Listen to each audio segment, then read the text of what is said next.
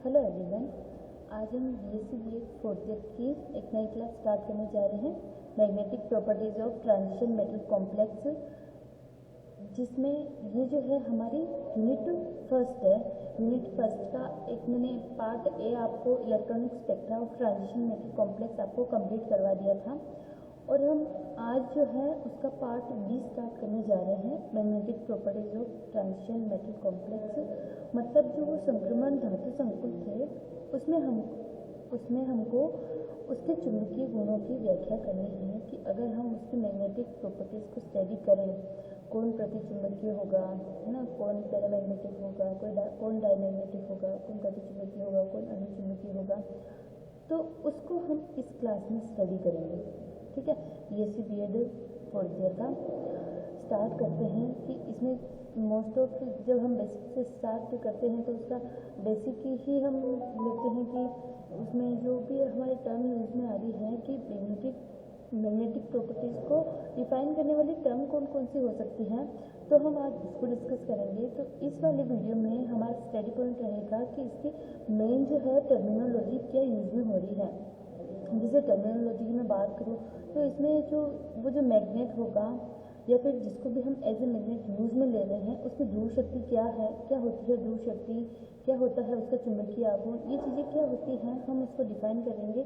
इसमें जितनी भी जो टर्मिनोलॉजी यूज में आ रही है हम उसको डिफाइन करते जाएंगे और जो आपके कंसेप्ट है वो पूरे करते जाएंगे।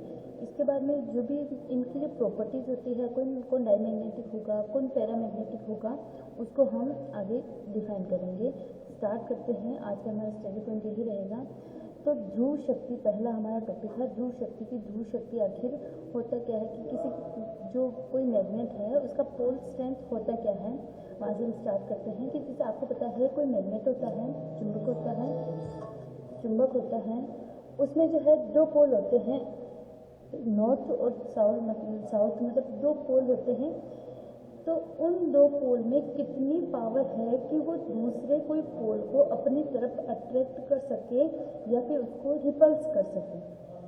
समझ रहे आप इस बात को कि जैसे आपने एक पोल ले लिया, जैसे दो पोल हैं, स्टार्ट करते हैं जैसे यहाँ दो पोल में ले लेते हैं, जिसको मैग्नेट मैंने बनाया है, एक ये नॉर्थ पोल है, एक ये साउथ पोल है। ठीक है, अब ये जो एक पोल है जो दूसरे वाले को कितनी शक्ति से प्रतिकर्षित कर रहा है या फिर कितनी शक्ति से अपनी तरफ उसको अट्रैक्ट कर रहा है, मतलब उसमें कितनी शक्ति है कि वो दूसरे मैग्नेट को अपनी तरफ आकर्षित कर सकता है या फिर प्रतिकर्षित कर सकता है, उसको हम इसकी बोलते हैं ध्रुव की शक्ति, कि उसकी ध्रुव शक्ति क्या है।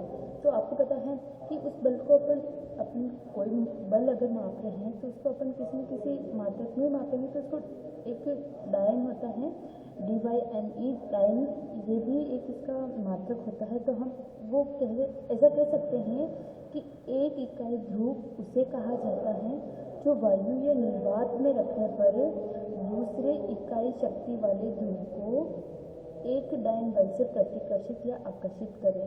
सीधा सा है कि हम इस ध्रुव के पास में वो क्या शक्ति है कि उसमें कितनी शक्ति होगी कि वो दूसरे जो पोल है उसको एक डायन बल से या फिर तो अपनी ओर अट्रैक्ट करेगा या फिर प्रतिकर्षित करेगा, रिपल्स करेगा, है ना। अट्रैक्ट भी कर सकता है और रिपल्स भी कर सकता है। तो ये उसका शक्ति हो गई, उसकी मैग्नेटिक पावर हो गई कि वो कितना पोल स्ट्रेंथ हो गई उसकी कि वो कितनी आकर्षित कर सकता है या प्रतिकर्षित कर सकता है। अब अगला आता है, इसको जो ध्रुव शक्ति है उसको हम कैपिटल N से शो करते हैं। कैपिटल N यानी हमारी जो है ये ध्रुव शक्ति है। ठीक है, आगे हम स्टार्ट करते हैं कि चुंबकीय आघूर्ण, जो जैसे आपने द्विध्रुव आघूर्ण भी पढ़ा होगा कि दो पोल होते हैं, ध्रुव इंटू ध्रुव के बीच की दूरी, आपने डायपोल मोमेंट तो पढ़ा होगा। द्विध्रुव आघूर्ण वैसे ही होता है चुंबकीय आघूर्ण। इस चुंबकीय आघूर्ण में भी वही चीज़ है कि आपके पास जो दो पोल दे रखे हैं आपको, ये आपके पास एक पोल है, ये दूसरा पोल है, इन दोनों की जो पोल स्ट्रेंथ होगी और कुछ न कुछ इनकी ध्रुव शक्ति होगी और इनके बीच में कुछ न कुछ दूरी होगी। ठीक है, इनकी ध्रुव शक्ति यानी m और इनके बीच की दूरी को अगर हम l माने तो m into L is equal to क्या हो जाएगा, चुंबकीय आघूर्ण यानी mu. Mu is equal to क्या हो जाएगा, m इंटू एल, चुंबकीय ये ध्रुव शक्ति और इंटू इनके बीच की दूरी। मतलब ये जो दोनों आपके पास पोल हैं उनके उनका मान क्या है, उनकी ध्रुव शक्ति का मान क्या है और उनके बीच की दूरी क्या है, उसको हम कहते हैं चुंबकीय आघूर्ण। तो डेफिनेशन इस प्रकार से हो जाएगी, किसी छड़ चुंबक के दोनों सिरों की ध्रुव शक्ति तथा उनके बीच की दूरी को अगर हम गुना करते हैं तो हमें क्या प्राप्त होता है, चुंबकीय आघूर्ण। ये सेम उसी तरह है जैसे होता है द्विध्रुव आघूर्ण, वैसे ही होता है चुंबकीय आघूर्ण की उनकी जो ध्रुव है उनकी शक्ति कितनी है, उन दोनों ध्रुवों के बीच की दूरी कितनी है। यहाँ पे जो m है वो ध्रुव शक्ति है और यहाँ पे जो l है वो दोनों सिरों के बीच की दूरी है। ठीक है, यह बात आती, अगली बात आती है कि जो चुंबकन की तीव्रता या इकाई आयतन चुंबकीय आघूर्ण आखिर है क्या, कि चुंबकन की कहाँ से हमको इतनी इंटेंसिटी, इसकी मैग्नेटिक इंटेंसिटी कितनी होगी, या फिर यूनिट वॉल्यूम में हमारे पास चुंबकीय आघूर्ण क्या प्राप्त होगा, ये चीज़ें हम बताना चाह रही हूँ मैं यहाँ पे। तो ये कह रहा है कि प्रति इकाई क्षेत्रफल में, मतलब एक कोई आपके पास इकाई क्षेत्रफल है, आपके पास ये मैग्नेट था, ऐसे मान लीजिए आपके पास ये मैग्नेट है कि इसके इकाई क्षेत्रफल में एक कोई क्षेत्रफल फिक्स कर लीजिए कि इसके इकाई क्षेत्रफल में इसकी ध्रुव शक्ति क्या होगी। हम सारी बात ध्रुव शक्ति के ऊपर ही करेंगे कि इसकी ध्रुव शक्ति क्या होगी, मतलब कि इकाई क्षेत्रफल, मतलब ये मान लीजिए ये इकाई क्षेत्रफल और इकाई क्षेत्रफल में कितनी ध्रुव शक्ति होगी, इसको हम बोलते हैं चुंबकन की तीव्रता। चुंबकन की तीव्रता हम इसे ही बोलते हैं m/a को। अब मैं यहाँ बात करती हूँ चुंबकन की तीव्रता, मतलब ये I हो जाएगा, I is equal to m/a। ठीक है, ये हो गया। अब मैं यहाँ एक चीज़ आपको बताना चाहती हूँ कि I इज इक्वल टू अपने पास हो जाता है I is equal to m/a। क्या है ये m/a? इकाई क्षेत्रफल में ध्रुव गुना ध्रुव शक्ति को हम क्या कहते हैं, चुंबकन की तीव्रता, यानी उसकी इंटेंसिटी क्या होगी, ये होती बात। अब मैं इसको ऊपर भी L से मल्टीप्लाई करूँ, यहाँ L से मल्टीप्लाई करूँ और यहाँ पे नीचे भी यहाँ इसको L से मल्टीप्लाई करूँ, तो क्या मतलब जब हम किसी चीज़ को ऊपर और नीचे दोनों मल्टीप्लाई करें तो वो चीज़ वैसे ही आपस में कैंसिल हो जाएगी, तो इस चीज़ की कोई वैल्यू नहीं है, इसलिए हम इसको मल्टीप्लाई कर रहे हैं। तो m इंटू एल, अभी आपने एक फॉर्मूला पढ़ा था, ध्रुव शक्ति इंटू ध्रुवों के बीच की दूरी को हम क्या कहते हैं, चुंबकीय आघूर्ण कहते हैं, यानी म्यू हमारे पास आया था। और नीचे है a इंटू एल। आपको पता है जब a क्षेत्रफल और लंबाई को और गुना कर देते हैं तो हमारे पास क्या आ जाता है, ये आ जाता है वॉल्यूम। वॉल्यूम ही आ जाता है इकाई आयतन का चुंबकीय आघूर्ण। ये इसका ये भी नाम था, ये इकाई आयतन। अगर हम आयतन को इकाई कर दें तो इकाई आयतन का जो चुंबकीय आघूर्ण होगा उसको हम क्या बोलेंगे, चुंबकन तीव्रता बोलेंगे। ठीक बात है। हम इसको ऐसे भी बोल सकते हैं कि इकाई क्षेत्रफल पर ये ध्रुव शक्ति को चुंबकन तीव्रता, या फिर इकाई आयतन पर जो चुंबकीय आघूर्ण होगा वो होगा हमारा चुंबकन की तीव्रता। वापस मैं डेफिनेशन को वापस फिट कर देती हूँ कि प्रति इकाई क्षेत्रफल में प्रेरित ध्रुव शक्ति को चुंबकन की तीव्रता कहते हैं कि उस जो वो मैग्नेट है उसकी मैग्नेटिक इंटेंसिटी कितनी है वो हम कैसे निकाल सकते हैं कि मतलब वो कितना पावर दे रहा है, मतलब वो उसकी ध्रुव शक्ति है कितनी प्रभावशाली है एक यूनिट एरिया में। मतलब एक अपन को एरिया फिक्स कर ले उसमें, और उस फिक्स एरिया में उसकी जो पोल स्ट्रेंथ है वो कितनी है ना, कितनी है, तो उसको हम इंटेंसिटी के रूप में डिफाइन कर सकते हैं। ये भी मैंने आपको बताया, नीचे वाला भी फॉर्मूला लिखा हुआ है। तो इकाई आयतन पर चुंबकीय आघूर्ण क्या होगा उसको हम इंटेंसिटी कहते हैं। मतलब ये हम जो चीज़ें पढ़ रहे हैं ये सारी जो अपन जो भी मैग्नेटिक प्रॉपर्टीज काम में लेते हैं उसका डेफिनेशन पढ़ना बहुत जरूरी हो जाता है, क्योंकि जब आपके आएगा कि पोल स्ट्रेंथ क्या है, इंटेंसिटी क्या है, चुंबकन की तीव्रता क्या है, तो हम उसको आगे से यूज में ले सकते हैं। अब आता है कि चुंबकीय पारगम्यता क्या होती है। पारगम्यता मतलब इसको पी से ही डिनोट कर लेते हैं बाध्यता। किसी पदार्थ के इकाई क्षेत्रफल में उपस्थित बल रेखाओं की संख्या, मतलब किसी पदार्थ में से कितनी बल रेखाएं गुजर सकती है। ये कोई जैसे मान लो कि हमने कोई पदार्थ बनाया है कि इसमें कितनी बल रेखा इसमें से गुजर सकती है, ये चुंबकीय बल रेखाओं की संख्या। ठीक है, ये पदार्थ में से कितनी चुंबकीय बल रेखाएं गुजर सक रही हैं। बात करते हैं किसी पदार्थ के इकाई क्षेत्रफल में उपस्थित चुंबकीय बल रेखाओं की कुल संख्या, कितनी संख्या होगी जो उसके इकाई क्षेत्रफल में से गुजर सकती है, तथा निर्वात में चुंबकीय क्षेत्र की बल रेखाओं की संख्या, उसके अनुपात को हम चुंबकीय पारगम्यता कहते हैं, यानी P = B/H। यहाँ पे B क्या है कि किसी कोई पदार्थ है आपने लिया है, इसके इकाई क्षेत्रफल में कितनी चुंबकीय बल रेखाएं स्थित हैं वो, और ये H क्या है कि निर्वात में चुंबकीय क्षेत्र की बल रेखाओं की संख्या, इसके अनुपात को हम कहते हैं चुंबकीय पारगम्यता। ठीक है, अब यहाँ से आगे मैं स्टार्ट करूँ कि चुंबकीय पारगम्यता, जैसे मैंने आपको ये बताया कि तीव्रता है, चुंबकन की जो तीव्रता है वो किस प्रकार आगे जो है काई से रिलेटेड कर रही है, वो चीज़ हम देखेंगे। काई मतलब आप देखिए एक नया साइन है जिसको हम काई पढ़ते हैं, इसको हम काई पढ़ते हैं, ये हमारा काई होता है। देखिए आप क्या होता है, ये चुंबकीय प्रवृत्ति, मतलब ये जो मैंने इकाई आपको सिंबल बनाया है वो होता है चुंबकीय प्रवृत्ति, कि इसे इकाई आयतन की प्रवृत्ति भी हम कह सकते हैं या इसको आयतन प्रवृत्ति भी कह सकते हैं, मतलब ये कहीं ना कहीं आयतन से रिलेटेड है। ये जो चुंबकीय प्रवृत्ति की हम बात कर रहे हैं ये कहीं ना कहीं आयतन प्रवृत्ति या इकाई आयतन प्रवृत्ति से रिलेटेड है। ठीक है, कि मतलब अगर हम किसी पदार्थ को चुंबकीय क्षेत्र में रख रहे हैं, जैसे मानो कि कोई पदार्थ है अपना, चुंबकीय प्रवृत्ति क्या होती है कि वो अगर हम किसी पदार्थ को, ये अपना पदार्थ है, इसको अगर अपन मैग्नेटिक रीजन में रखें, जैसे कोई पदार्थ था पहले मैग्नेटिक नहीं था, मैंने इसको मैग्नेटिक फील्ड में रखा है, तो ये जो पदार्थ है इस वाले मैग्नेटिक फील्ड से किस तरह संवेदनशील होगा, मतलब इससे किस तरह से इंटरेक्ट करेगा, इसको हम बोलते हैं इसकी चुंबकीय प्रवृत्ति। मतलब अगर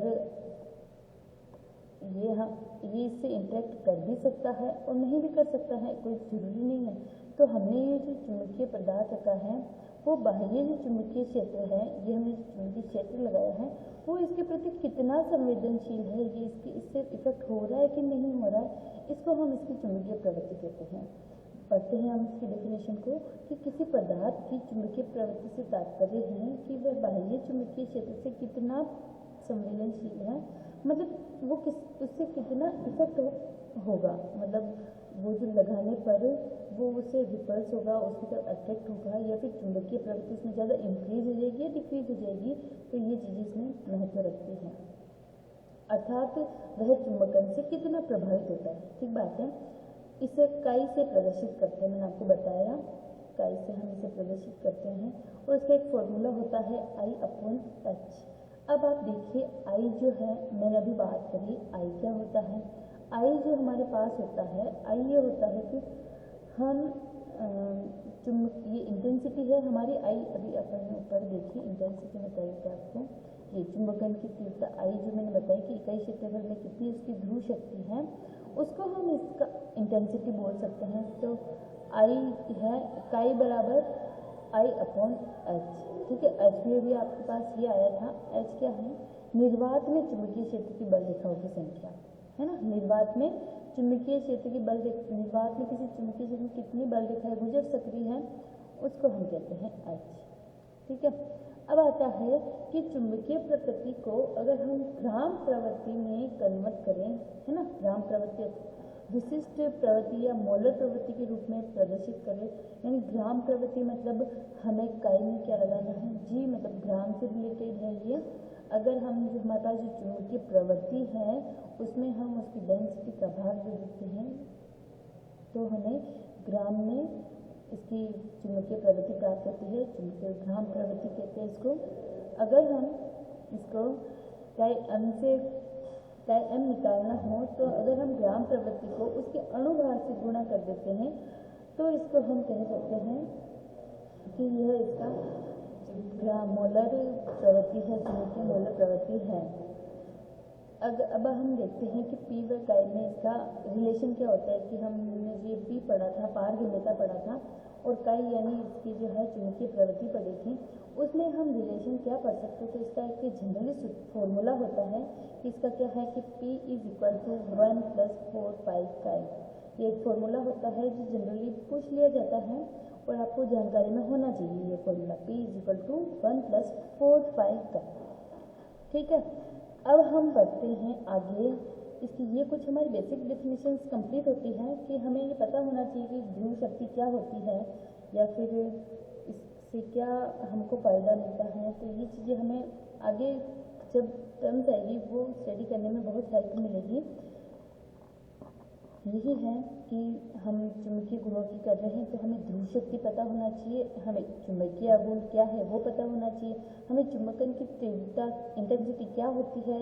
इंटेंसिटी चुंबकीय आघूर्ण अपॉन V भी हो सकता है या फिर M/A भी हो सकता है। चुंबकीय पारगम्यता क्या होती है और चुंबकीय प्रवृत्ति क्या होती है, और इनमें रिलेशंस क्या होता है कि पारगम्यता और काई को अगर हम रिलेट करें तो किस फॉर्मूले से हम रिलेट कर सकते हैं, उसका हमें ज्ञान होना चाहिए।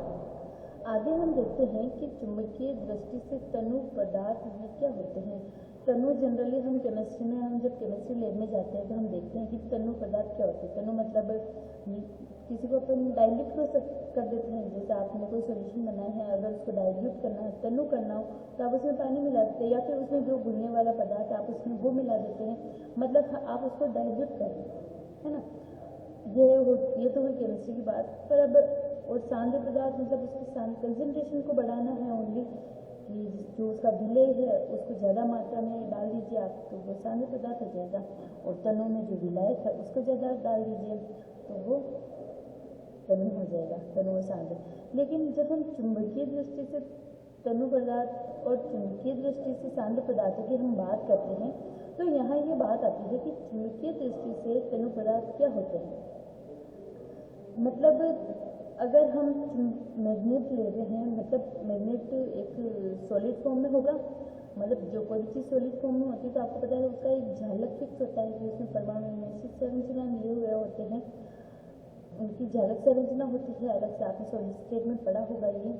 तो हम ये बात कर रहे हैं कि वह पदार्थ जिसमें क्रिस्टल झालक में चुंबकीय केंद्र दूर दूर उपस्थित होते हैं, क्रिस्टल झालक अगर उनका होगा तो उसमें जो इनके केंद्र है दूर दूर उपस्थित होंगे तो उनको हम बोल देते हैं चुंबकीय दृष्टि से तनु पदार्थ। कहने का मतलब ये है कि जैसे मैंने ये इसका ये एक सॉलिड है और ये मैंने इसका झालक बनाया है, सॉरी ये मैंने इसका झालक बनाया है।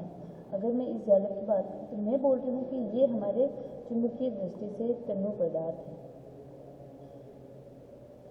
चुंबकीय दृष्टि से अगर तनु पदार्थ है तो क्या होना चाहिए, इसमें जो झालक है वो दूर दूर व्यवस्थित होनी चाहिए। दूर दूर व्यवस्थित मतलब ये हम दूर दूर व्यवस्थित इसको कर लेते हैं। ये देखिए एक झालक यहाँ है और एक झालक यहाँ है, ये हमारे झालक दूर दूर व्यवस्थित है। तो इस जो हमारी ये झालक संरचना होगी इसको हम बोलेंगे चुंबकीय दृष्टि से तनु पदार्थ। ठीक है, अगर इसी में मैं बोलूँ कि चुंबकीय दृष्टि से सांद्र पदार्थ, मतलब चुंबकीय सांद्र मतलब इसमें जो झालक के जो ये इकाई आपकी इकाइयाँ होगी वो क्या हो जाएगी, इसमें पास पास स्थित हो जाएगी। ठीक है, क्रिस्टल झालक में चुंबकीय केंद्र जो है पास पास स्थित हो जाएंगे तो हम इन दोनों को पास पास स्थित कर देते हैं। मतलब इसी को अगर हम चुंबकीय दृष्टि से सांद्र पदार्थ में बदलना चाहें तो आप इस सांद्र में बदल दीजिए, ये आपका सांद्र में बदल दिया। इसके झालक के जो केंद्र होंगे, मतलब इसमें जो काम में आ रहे हैं झालक के केंद्र वो पास पास व्यवस्थित होंगे। सिंपल सी बात है। चुंबकीय दृष्टि से तनु पदार्थ, झालक के केंद्र दूर दूर, ठीक है, झालक में चुंबकीय केंद्र दूर दूर स्थित होंगे। और चुंबकीय दृष्टि से सांद्र पदार्थ मतलब इनके जो क्रिस्टल झालक में चुंबकीय केंद्र होंगे क्रिस्टल झालक के, वो जो है नज़दीक हो जाएंगे और पास पास हो जाएंगे। इनके केंद्रों के बीच की दूरी बहुत ही कम होगी। केंद्रों के बीच की दूरी मतलब ये देखिए आप बिल्कुल दूरी कम है। और जब मैंने वो तनु वाला बनाया था तो इसके बीच की दूरी बहुत ही ज़्यादा बनाई थी, जो इन्होंने अब पास किया है तो इनके केंद्रों के बीच की दूरी बहुत कम हो गई है। मतलब हम ऐसे कह सकते हैं कि कि एक चुंबकीय दृष्टि से तनु पदार्थ है और एक चुंबकीय दृष्टि से सांद्र पदार्थ है। ठीक है, अब हम बात करते हैं कि कोई भी पदार्थ चुंबकत्व का व्यवहार कर रहा है तो वो क्यों कर रहा है, ऐसे क्या रीजन है उसमें, ऐसा क्या है उसमें कि वो चुंबकत्व शो कर रहा है, मैग्नेटिज्म शो कर रहा है। तो उसका कारण है कि उसमें ये देखिए इलेक्ट्रॉनों की गति होती है कि आपको पता है इलेक्ट्रॉन कितने प्रकार से गति करता है। इलेक्ट्रॉन कक्षा मतलब बीच में ना भी अगर हम परमाणु की स्ट्रक्चर को कंसीडर करें, देखिए आप परमाणु संरचना को मतलब हम कंसीडर करें, ये बीच में आपका नाभिक है, ये नाभिक है, चारों ओर आपके इलेक्ट्रॉन है। ठीक है, इलेक्ट्रॉन घूम रहे हैं। मतलब मैं कह रही हूँ कि अगर ये चुंबकीय व्यवहार क्यों शो कर रहे हैं, तो चुंबकीय व्यवहार के दो ही गुण है, क्योंकि केमिस्ट्री है अपने पास, केमिस्ट्री है तो अगर हम किसी चीज़ की स्टडी कर रहे हैं तो हमें उसके परमाणु और अणु की बात करनी होगी। जैसे ही हमारे पास ये परमाणु आया तो परमाणु में हम इलेक्ट्रॉन के पास जा रहे हैं, इलेक्ट्रॉन कुछ ना कुछ हलचल कर रहा होगा, तभी उसमें कुछ ना कुछ प्रॉपर्टीज उत्पन्न हो रही होगी। यहाँ पे इलेक्ट्रॉन जो है आपको पता है, इलेक्ट्रॉन जो है एक तो अपनी कक्षा के चारों ओर चक्कर लगाता है, ये इलेक्ट्रॉन जो है अपनी कक्षा के चारों ओर चक्कर लगाता है, और एक ये क्या करता है अपने एक्सिस पर भी करता है। मतलब ये इलेक्ट्रॉन ये देखो घूम रहा है अपनी कक्षा में, जैसे सूर्य के चारों ओर सारे ग्रह चक्कर लगाते हैं, वैसे ही ये इलेक्ट्रॉन भी अपनी कक्षा में चक्कर लगा रहा है। और क्या करता है, ये जो इलेक्ट्रॉन है अपने एक्सिस पे भी स्पिन करता है। ठीक है, ये जब इलेक्ट्रॉन परमाणु के चारों ओर चक्कर लगाता है तो उसको हम बोलते हैं इसकी कक्षीय गति। ठीक है, तो चारों ओर चक्कर लगा रहा है तो उसको चक्रण गति बोलते हैं, कक्षीय गति बोलते हैं। जब ये अपने एक्सिस पर स्पिन कर रहा है तो हम उसे चक्रण गति बोल देते हैं। दो प्रकार की गति होती है इलेक्ट्रॉन की, उसके कारण इसका चुंबकीय व्यवहार प्रदर्शित होता है। इलेक्ट्रॉन की गति कक्षीय गति और चक्रण गति दोनों प्रकार की होती है। जब इलेक्ट्रॉन कक्षा में गति करता है तो उसमें एक चुंबकीय आघूर्ण उत्पन्न हो जाता है। इलेक्ट्रॉन कक्षीय गति करने के कारण उसमें आघूर्ण उत्पन्न होता है, जिसे हम कक्षीय चुंबकीय आघूर्ण कह देते हैं। कक्षीय चुंबकीय आघूर्ण उत्पन्न होने से उसमें आगे की प्रोसेसिंग है, उसमें वो चुंबक के रूप में चेंज हो जाता है, तो उसमें एक चुंबकीय गुण उत्पन्न होने लगते हैं। अगर वो एक ही स्पीड में घूमता रहेगा तो उसमें कहीं ना कहीं चुंबकीय प्रॉपर्टीज डेवलप हो जाती है। एक आता है चक्रण गति। चक्रण मतलब वो अपने ही एक्सिस पर स्पिन कर रहा है, स्पिन करने से भी उसमें एक आघूर्ण उत्पन्न हो जाता है, जिसे चुंबकीय आघूर्ण हम कहेंगे। उस चुंबकीय आघूर्ण से वो जो है चक्रण चुंबकीय आघूर्ण कहते हैं। अब आता है कक्षीय गति। कक्षीय गति की जब हम बात करें, पदार्थों में इलेक्ट्रॉन नाभिक के चारों ओर वृत्ताकार पथ में चक्कर लगाते हैं, जिसके परिणाम स्वरूप चुंबकीय आघूर्ण उत्पन्न होता है। ठीक बात है, चुंबकीय आघूर्ण उत्पन्न होता है, इसे कक्षीय चुंबकीय आघूर्ण या कक्षीय आघूर्ण भी कहते हैं। ठीक है, आती है हमारी चक्रण गति की बात। चक्रण गति में क्या होता है, इलेक्ट्रॉन नाभिक के चारों ओर गति करने के साथ साथ अपने अक्ष पर भी चक्रण करता है, अक्ष पर चक्रण करेगा। इस चक्रण के कारण उत्पन्न जो चुंबकीय आघूर्ण होगा उसे अपन चक्रण चुंबकीय आघूर्ण कहते हैं। इन दोनों चुंबकीय आघूर्ण के कारण ही प्रत्येक परमाणु छोटे छोटे चुंबकीय तरंग व्यवहार करने लग जाता है। कहने का मतलब नहीं है कि जैसे आप देखें, दो आपके पास है, ये इलेक्ट्रॉन जो है अपने कक्षा के चारों ओर गति कर रहा था और एक ये अपने ही अक्ष पर भी ये गति कर रहा था। तो कक्षीय गति के कारण ये जो है कक्षीय चुंबकीय आघूर्ण, और चक्रण गति के कारण इसमें चक्रण चुंबकीय आघूर्ण उत्पन्न हो जाता है। चक्रण चुंबकीय आघूर्ण मतलब इन दोनों के कारण ये जो है एक चुंबक की तरह व्यवहार करने लगते हैं, और चुंबकीय व्यवहार करते इसमें चुंबक की तरह अगर ये बिहेव कर रहा है, मतलब इसमें कुछ ना कुछ चुंबकीय गुण उत्पन्न हो गए। ठीक है, अब ये जो किस तरह से चुंबकीय व्यवहार प्रदर्शित करेगा या नहीं करेगा, ये हम बताते हैं कि चुंबकीय व्यवहार के प्रकार कितने टाइप का हो सकता है। चुंबकीय क्षेत्र में विभिन्न पदार्थ अलग अलग प्रकार का व्यवहार प्रदर्शित करते हैं कि मतलब अगर हम किसी को मैग्नेटिक पदार्थ को मैग्नेटिक फील्ड में रख रहे हैं तो उसमें अलग अलग पदार्थ जो है अलग अलग प्रकार का व्यवहार शो करेंगे। पहला इसमें है कि प्रतिचुंबकत्व। इसमें प्रतिचुंबकत्व कैसे उत्पन्न होगा? डायमैग्नेटिज्म हम इसको बोलते हैं, प्रतिचुंबकत्व को। तो यदि किसी पदार्थ की मतलब यहाँ ये बात आती है प्रतिचुंबकत्व मतलब प्रति, जैसे नाम से शो हो रहा होगा कि प्रति मतलब कोई ना कोई अपने अपोजिट फील्ड में है। मतलब जैसे मैंने ये यहाँ पे मैग्नेटिक फील्ड लगाया है, ये देखो बाहर से मैंने ये मैग्नेटिक फील्ड लगाया है, ये बाहर से क्या ये अपने पास मैग्नेटिक फील्ड है। इसमें हमने कोई पदार्थ ये रखा है, पदार्थ के रखने पर जो पहले यहाँ से बल रेखा गुजरी थी, जब हमने प्रतिचुंबकीय पदार्थ इसके बीच में नहीं रखा था, तो जब ये इसमें से गुजर रही थी तो ये सीधी लाइनें गुजर रही थी, सीधी लाइनें गुजर रही थी, सीधी लाइनें गुजर रही थी। लेकिन जब हमने इसके बीच में प्रतिचुंबकीय पदार्थ रखा तो ये क्या हुआ कि ये जो है चुंबकीय विकिरणों को प्रतिकर्षित करने लग गया। मतलब जो चुंबकीय रेखाएं पास की जो चुंबकीय रेखाओं को वो दूर दूर कर देता है, यानी चुंबकीय जो रेखाएं हैं इनसे प्रतिकर्षित करता है। ठीक है, मतलब ऐसा पदार्थ है जिसको अगर हम चुंबकीय क्षेत्र में रखें तो वो चुंबकीय बल रेखाओं को प्रतिकर्षित कर देता है, डायमैग्नेटिज्म होता है। यदि किसी पदार्थ को चुंबकीय क्षेत्र में रखने पर चुंबकीय क्षेत्र की जो तीव्रता है निर्वात की तुलना में कम हो जाती है। कहने का मतलब यहाँ जो अपनी इंटेंसिटी थी वो बहुत अच्छी थी, इसमें पास की जो है मूव कर रहे थे, ये देखो आप सब। और लेकिन जैसे ही हमने इसमें प्रतिचुंबकीय पदार्थ रखा तो ये चुंबकीय बल रेखा एक दूसरे को प्रतिकर्षित करने लगी और जो रेखाएं हैं जो दूर होने लगी। ऐसे पदार्थों को हम प्रतिचुंबकीय पदार्थ तथा इस गुण को हम प्रतिचुंबकत्व कहते हैं। इस गुण को हम प्रतिचुंबकत्व कह सकते हैं।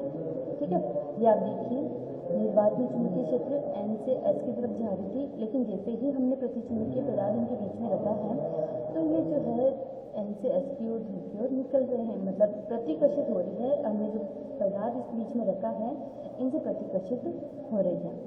ऐसे पदार्थ चुंबकीय क्षेत्र से प्रतिकर्षित होते हैं। अगर मैं बात करूँ इनकी छड़ चुंबक को अगर मैं मुक्त अवस्था में लटकाती हूँ, या आप देखिए अगर मैं इनकी जो प्रतिचुंबकीय पदार्थों के अगर छड़ चुंबक को मैं बीच में लगाती हूँ तो ये इनके लंबवत व्यवस्थित होने की कोशिश करते हैं।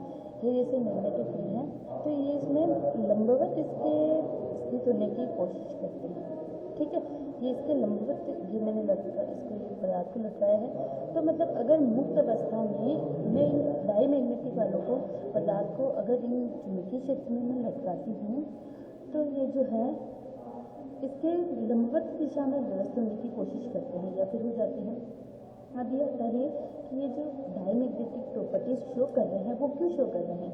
तो अगर इनमें पेयर्ड इलेक्ट्रॉन पाए जाते हैं, मतलब युग्मित इलेक्ट्रॉन पाए जाते हैं, तो ये प्रतिचुंबक व्यवहार प्रदर्शित करते हैं। जब हम अलग अलग थ्योरी पढ़ते हैं तो हम बोलते हैं कि इसमें जो है सारे इलेक्ट्रॉन युग्मित हैं। सारे इलेक्ट्रॉन युग्मित मतलब सारे कुछ ऐसे मान लीजिए कि p ऑर्बिटल है, इसमें हमारे पास इलेक्ट्रॉन है और ये सारे जो है युग्मित हैं, जितने भी इलेक्ट्रॉन हैं वो सारे युग्मित हैं। तो हम बोलेंगे कि ये प्रतिचुंबकीय प्रकृति का है। मतलब एक में कहीं ना कहीं इलेक्ट्रॉन भी इनमें पार्टिसिपेट करते हैं कि अनुचुंबकीय होगा प्रतिचुंबकीय होगा, ये इलेक्ट्रॉनों के व्यवहार के कारण ही होता है। ठीक है, पैरामैग्नेटिक मतलब जैसे डायमैग्नेटिक की अगर हम बात करें तो इसमें ये चीज़ होती है। अब अगला हमारा आता है पैरामैग्नेटिज्म यानी अनुचुंबकत्व। आपने जब MOT या फिर अलग थ्योरी पढ़ी होगी तो आपने ये चीज़ जरूर पढ़ी होगी। अगर इसमें अयुग्मित इलेक्ट्रॉन उपस्थित है तो ये अनुचुंबकीय गुण प्रदर्शित करता है। ये चीज़ आपने जरूर पढ़ी होगी। ये चीज़ इसी के कारण होती है। अभी आएगा आगे। यहाँ हम देखते हैं कि अगर कोई निर्वात की जैसे प्रतिचुंबकीय में निर्वात की तुलना में इसकी बल रेखाएं दूर दूर हो गई थी, लेकिन यहाँ क्या होता है कि अगर हम यहाँ अनुचुंबकीय पदार्थ ये रख देंगे तो ये जो निर्वात की तुलना में भी पास हो जाती है। ये किरणें जो है निर्वात की तुलना में भी पास हो जाती है। ऐसे पदार्थों को हम कहते हैं अनुचुंबकीय पदार्थ। ऐसे पदार्थों को हम अनुचुंबकीय पदार्थ कहते हैं। यदि किसी पदार्थ को चुंबकीय क्षेत्र में रखने पर चुंबकीय क्षेत्र की तीव्रता निर्वात की तुलना में अधिक हो जाती है, अर्थात ऐसे पदार्थों को चुंबकीय क्षेत्र में रखने पर चुंबकीय बल रेखा पास पास आने लगती है। ये देखिए आप चुंबकीय बल रेखा कहाँ पास पास आने लग गई है। पहले अगर हम निर्वात की बात करें, निर्वात में कोई नहीं था तो चुंबकीय बल रेखा ऐसे थी, लेकिन जब हमने इसमें अनुचुंबकीय पदार्थ रखा है, पैरामैग्नेटिक पदार्थ रखा है, तो ये चुंबकीय बल रेखाएं हैं आपको आकर्षित करता है, यानी पास पास आता है, तो हम इसे कह सकते हैं ये अनुचुंबकत्व है और इसमें इसकी इंटेंसिटी बढ़ जाती है, ठीक है, तीव्रता बढ़ जाती है। ऐसे पदार्थों को अनुचुंबकीय पदार्थ तथा इस गुण को हम अनुचुंबकत्व कहते हैं। ये बात होगी। आप यहाँ देख लीजिए, ये निर्वात में चुंबकीय क्षेत्र है और ये अनुचुंबकीय पदार्थ हमने रख दिया, तो ये पास पास आते हैं। ये आपका ये वाला जो पोर्शन है वो थ्योरेटिकल पोर्शन है, इसलिए आपको थ्योरी पे थोड़ा ज़्यादा ध्यान देना है कि हमें क्या लिखना है क्या नहीं लिखना है। ऐसे पदार्थ चुंबकीय क्षेत्र से आकर्षित होते हैं। इनकी छड़ को मुक्त अवस्था में दो चुंबकीय ध्रुवों के बीच, अगर मैं चुंबकीय ध्रुव छड़ को लटकाऊँ बीच में, कि ये देखिए ये मुक्त अवस्था में ये चुंबकीय ध्रुव है और इनके बीच में अगर मैं इसको लटकाती हूँ तो ये चुंबकीय क्षेत्र में व्यवस्थित होने की कोशिश करता है, नोट इसके लंबवत स्थित होने की कोशिश नहीं करता है। ये इसमें समाहित होना चाहता है कि मैं इसमें कहीं ना कहीं एडजस्ट चुंबकीय, मतलब ये जो हम छड़ चुंबक लगा रहे हैं इसमें कहीं ना कहीं एडजस्ट होने की कोशिश करता है। अब मैंने बात करी कि जिस पदार्थ में अयुग्मित इलेक्ट्रॉन पाए जाते हैं उसको वो प्रतिचुंबकीय व्यवहार प्रदर्शित करता है, ठीक है। अयुग्मित इलेक्ट्रॉन की प्रेजेंस को ही हम प्रतिचुंबकीय व्यवहार में काउंट करते हैं। अयुग्मित इलेक्ट्रॉन ये प्रतिचुंबकीय नहीं होगा, ये अनुचुंबकीय होगा। ये लिखने में मिस्टेक हो गया, ये अनुचुंबकीय व्यवहार प्रदर्शित करते हैं, ठीक है। अब आता है नेक्स्ट अपना जो है फेरोचुंबकत्व, है ना, फेरोमैग्नेटिज्म आता है।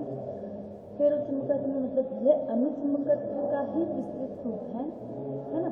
मतलब फेरोचुंबकत्व मतलब सेम अनुचुंबकत्व में कैसे हुआ कि जब हमने उसको मैग्नेटिक फील्ड में रखा तो चुंबकीय बल रेखाओं को अपने अंदर आकर्षित वो करने लग गया।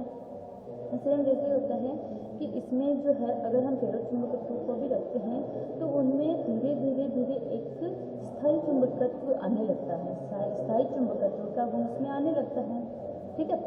पढ़ते हैं इसको कि यह अनुचुंबकत्व का विस्तृत रूप है। ऐसे पदार्थ जिन्हें चुंबकीय क्षेत्र में रखने पर उसमें स्थायी चुंबकत्व का गुण आ जाता है, मतलब वो परमानेंटली मैग्नेटिक हो जाएगा। मतलब आपने सुना होगा किसी वस्तु को अगर चुंबक के साथ में रखो तो धीरे धीरे उसमें भी वो मैग्नेट वाली प्रॉपर्टीज आने लगती है, तो वही पदार्थ होती है जिसको जनरली अपन लोहे को मानते हैं फेरोचुंबकत्व, है ना। तो ऐसे फेरोचुंबकीय पदार्थ कहलाते हैं तथा इस गुण को फेरोमैग्नेटिज्म कहते हैं। फेरोमैग्नेटिज्म इस गुण को कहते हैं। फेरोचुंबकीय पदार्थ को चुंबकीय क्षेत्र में रखने पर मतलब ये क्या करता है कि अपने जो पड़ोसी में जो परमाणु होगा उनकी एक क्वालिटी होती है कि इनके पड़ोसी में जो ये होगा, जैसे ये चक्रण है, ये किसी भी दिशा में चक्रण कर रहा था, ये इस दिशा में चक्रण कर रहा था, ये इसमें कर रहा था या फिर उल्टी दिशा में कर रहा था, मतलब इसमें ये प्रॉपर्टी होती है कि अगर इसके पास वाले को भी अपने समान बनाने की कोशिश करता है तो इसमें क्या होता है कि सारे ही चक्रण अपने को सीधे प्राप्त होने लगते हैं। इसमें इतनी कैपेसिटी होती है कि ये पास वाले को भी अपने समांतर चक्रण करने के लिए प्रेरित कर सकता है ना। तो इसको हम एक्सचेंज कपलिंग कहते हैं। मतलब एक्सचेंज हो रही है इनकी, जो पहले इनकी जो कपलिंग थी वो अलग अलग थी, लेकिन जैसे ही ये फेरोमैग्नेटिज्म वाले आए इन्होंने क्या किया, अपने जो है चक्रण के द्वारा पास वाले पड़ोसी वाले के चक्रण को भी क्या कर दिया, अपने समान कर दिया। इसको हम एक्सचेंज कपलिंग कहते हैं, ठीक बात है, एक्सचेंज कपलिंग कहते हैं। देखो आप फेरोचुंबकीय पदार्थों को चुंबकीय क्षेत्र में रखने पर पड़ोसी परमाणु एक दूसरे के इलेक्ट्रॉन चक्रण को समांतर करते जाते हैं। मतलब एक ने करा फिर दूसरे ने करा, अब देखना करते जाते हैं, मतलब इसने इसका समांतर कर दिया तो ये क्या करेगा, इस पड़ोसी वाले को समांतर कर देगा और ये क्या करेगा, इसके पड़ोसी वालों को समांतर कर देगा, मतलब एक दूसरे को समांतर करते जा रहे हैं। इसी चीज़ को हम बोलते हैं एक्सचेंज कपलिंग कहते हैं। ऐसे पदार्थों के चुंबकीय क्षेत्र अगर हम यहाँ से मैग्नेटिक फील्ड हटा भी दें तो भी इनका चुंबकत्व नष्ट नहीं होता है, ठीक है ना। फेरोमैग्नेटिज्म वालों में, फेरो चुंबकत्व वाले में अगर हम बाहर अगर मैग्नेटिक फील्ड लगा रहे हैं, अगर हमने वो बाद में लगा भी दिया तो भी वो एक स्थायी चुंबक बन जाता है, उसमें जो चुंबकीय गुण आया है वो नष्ट नहीं होता है। आप ये देख लीजिए, ये अलग अलग दिशा में मूव कर रहे थे, अलग अलग दिशा में मूव कर रहे थे, लेकिन जैसे ही हमने मैग्नेटिक फील्ड लगाया है ना, तो ये है समांतर चक्रण हो गया इनका एक्सचेंज कपलिंग के द्वारा, और ये फेरोचुंबकत्व पदार्थ है और ये स्थायी चुंबक बना देते हैं।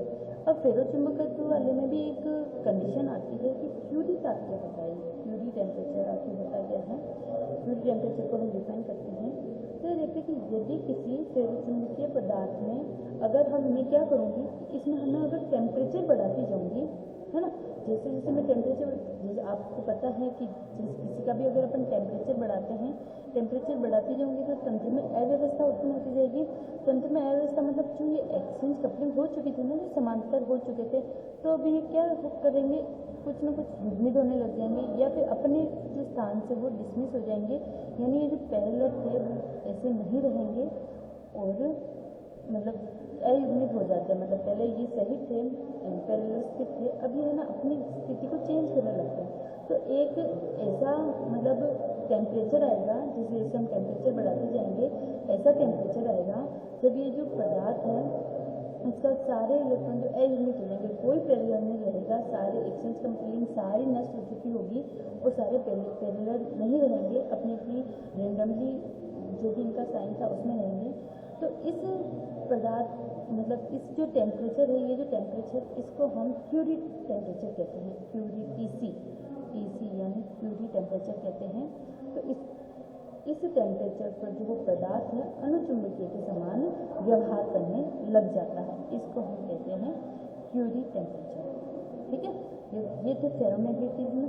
अब आता है एंटी फेरोमैग्नेटिज्म, ठीक है। अब मैं ये बात कर रही हूँ कि हमने जो एक्सचेंज कपलिंग करवाई थी, ये देखो सारों का चक्रण क्या हो रहा था, सीधा सीधा सीधा हो रहा था, लेकिन एंटी फेरोमैग्नेटिज्म में क्या होता है कि ये जो पड़ोसी होता है ये उसके चक्रण को क्या कर देता है, विपरीत कर देता है। मतलब ये सीधा चक्रण है तो ये इसके चक्रण को विपरीत कर देगा। मतलब एक ऐसी कंडीशन आती है जब इनके सारे जो चक्रण है जो विपरीत अवस्था में आ जाते हैं। कहते हैं इसको कि ऐसे पदार्थों को चुंबकीय क्षेत्र में अगर हम रखेंगे तो विनिमय युग्मन से पड़ोसी परमाणु के इलेक्ट्रॉन चक्रण समांतर होने के स्थान पर विपरीत हो जाते हैं, है ना, विपरीत हो जाएंगे। मतलब इसको हम एंटी फेरोमैग्नेटिज्म मैग्नेटिक पदार्थ कहते हैं और इस गुण को हम प्रति फेरोचुंबकत्व एंटी फेरोमैग्नेटिज्म कहते हैं। ऐसे पदार्थों का कुल मिलाकर चुंबकीय आघूर्ण क्या हो जाता है, शून्य। मतलब आप देखिए कि अगर क्योंकि इसमें सारे ये पैर बना देते हैं, फिर पैर बना देंगे तो इनका एंटी फेरो ये हो जाएंगे। अब आता है कि नील टेम्परेचर क्या होता है। नील टेम्परेचर की बात करें, जैसे हमने क्यूरी टेम्परेचर पढ़ा वैसे ही होता है नील टेम्परेचर। मतलब क्यूरी में पढ़ा कि जैसे हम ताप बढ़ाएंगे, एक ताप ऐसा आएगा जब सारे जो है अयुग्मित हो जाएंगे और उनकी जो है उनका फेरोचुंबकत्व का गुण समाप्त हो जाएगा और वो अनुचुंबकीय के समान व्यवहार करने लगेंगे, तो उसको हमने कहा था क्यूरी टेम्परेचर। इसमें क्या होता है, इसमें एक निश्चित ताप ऐसा आता है कि इसमें जो एक्सचेंज जो कपलिंग हुई थी वो समाप्त हो जाएगी, मतलब जो विपरीत चक्रण हो रहा है वो समाप्त हो जाएगा। इस टेम्परेचर को हम कहते हैं नील टेम्परेचर। नील टेम्परेचर कहते हैं, ये vanadium, chromium, manganese, iron, quartz, निकल, कॉपर के द्वारा शो होता है। लास्ट अपना आता है फेरीमैग्नेटिज्म, फेरोमैग्नेटिज्म, एंटी फेरोमैग्नेटिज्म। अब आता है अपना फेरीमैग्नेटिज्म, लास्ट है। ये जो क्या होता है, ये फेरोमैग्नेटिज्म और एंटी फेरोमैग्नेटिज्म दोनों के बीच का होता है कि मैग्नेटिज्म इसमें क्या हो रहा था, फेरो में कि सारे जो है पैरेलल हो रहे थे। ये आप देखिए सारे के चक्रण जो है पैरेलल हो रहे थे, ठीक है। और एंटी वाले में क्या हो रहा था, कुछ सीधे कुछ उल्टे, कुछ सीधे कुछ उल्टे ऐसे हो रहा था। तो इसमें जो फेरी वाले में क्या होता है, ना तो सारे पैरेलल होते हैं, ना ही एक पैरेलल और एक इसके एंटी पैरेलल, ऐसे नहीं होते। इसमें कुछ ना कुछ व्यवस्था ऐसी होती है जिसमें इसमें ये युग्मित है सिग्नल, ऐसी व्यवस्था बचती है। आप यहाँ देखिए, यह फेरी चुंबकीय व विपरीत फेरोचुंबकीय बीच का प्रभाव है। इसमें विपरीत चक्रण वाले इलेक्ट्रॉन एक दूसरे के चुंबकीय आघूर्ण को पूर्ण तरह से नष्ट नहीं करते हैं। मतलब जो अपन एंटी डायरेक्शन पोजीशन में जो हम बना रहे थे, तो कुछ सारे इससे नष्ट नहीं होते हैं, कुछ न कुछ इसके व्यवहार के लिए बचते हैं, जिससे इसमें कुछ न कुछ चुंबकीय प्रवृत्ति शेष रहती है। क्योंकि इसमें अनुचुंबकत्व का गुण पाया जाता है। अनुचुंबकत्व का गुण मतलब इसमें कोई ना कोई अयुग्मित इलेक्ट्रॉन प्रेजेंट होगा। अब इसमें हम ताप का प्रभाव कर लेते हैं कि पदार्थों के विभिन्न प्रकार के चुंबकीय व्यवहार हैं, ताप से किस प्रकार प्रभावित होते हैं। ठीक है, यहाँ आप देखना, अगर चुंबकीय प्रवृत्ति है जो अगर तापमान के साथ स्थिर है, तापमान बढ़ने के साथ साथ अगर चुंबकीय प्रवृत्ति स्थिर है, तो हम इसे कहेंगे प्रतिचुंबकीय पदार्थ। ठीक है, अगर तापमान बढ़ता जा रहा है, चुंबकीय प्रवृत्ति कम होती जा रही है, तो हम उसको कहेंगे अनुचुंबकीय पदार्थ, अनुचुंबकीय पदार्थ कहेंगे। अब आप देखिए, जब मैंने ये फेरोचुंबकीय बताया, इसमें क्या होता है कि ये क्यूरी टेम्परेचर पर अनुचुंबकीय हो जाता है। ये देखिए आप, क्यूरी टेम्परेचर पर क्या हो रहा है, ये अनुचुंबकीय हो रहा है। तो ये क्यूरी टेम्परेचर है, इसके बाद ये अनुचुंबकीय हो रहा है। और इसमें क्या होता है, नील तापमान के बाद ये नील टेम्परेचर के बाद ये अनुचुंबकीय हो रहा है। मतलब ये इसके अनुचुंबकीय के पैरेलल चल रही है, देखो ये पैरेलल चल रहे हैं। मतलब ये टेम्परेचर फिक्स है कि इनके बाद ये अनुचुंबकीय व्यवहार शो करेगा। तो इस तापमान से किस किस प्रकार प्रभावित होते हैं, यह आपके सारा मैग्नेटिक प्रॉपर्टीज का बेसिक था। इसको आप अच्छे से कीजिएगा। ये नोट्स है, आप इन नोट्स को अपनी नोटबुक में लिख सकते हैं आराम से। और आप इसकी ये यूनिट फर्स्ट का पार्ट बी के कुछ बेसिक्स थे, इनको आप कंप्लीट कर कीजिएगा। आज के लिए इतना ही, थैंक यू।